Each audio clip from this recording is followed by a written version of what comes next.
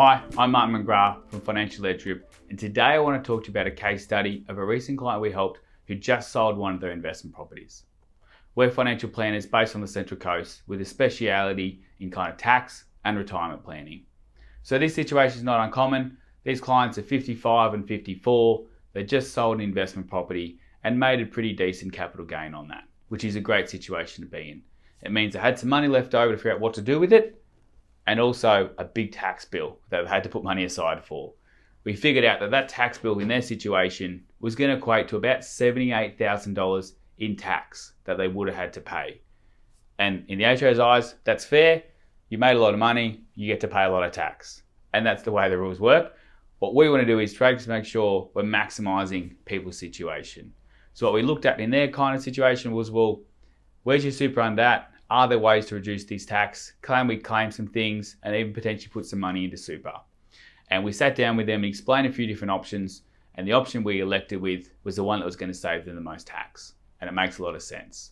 So there's a whole bunch of more detail to go through, but at a pretty high level, what we did is we moved across a significant amount of money into super and used what's called their carry forward contribution amounts. And I can explain to you what that means when relevant. But in their case, that was about $147,000 that we could move into super and claim that all back on tax.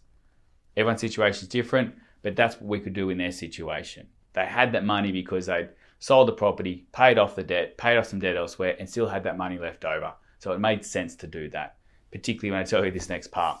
By putting that $147,000 in, it reduced their tax bill.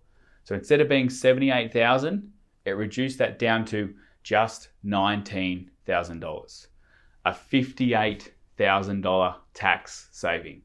So worth moving that money across, because otherwise the tax man was going to take $58,000 out of that anyway. And now they've got that in super. They did pay some tax in super on that, but nowhere near as much.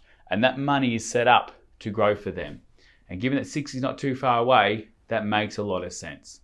Fair to say these clients were pretty happy. And that $58,000 tax saving paid for our fees many, many times over.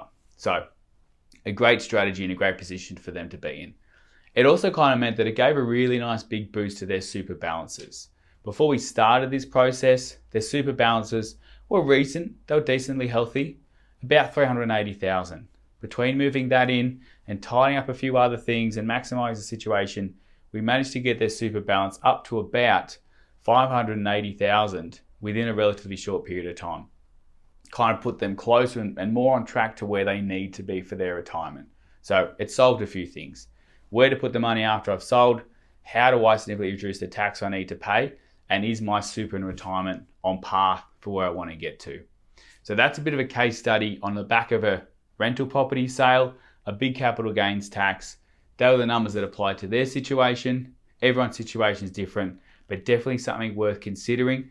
If you're about to sell a rental property, you've just sold a rental property, you've got a lot of tax to pay. If you want us to run some numbers, a scenario like that for you, feel free to reach out. Let's have a chat at financialedgegroup.com.au.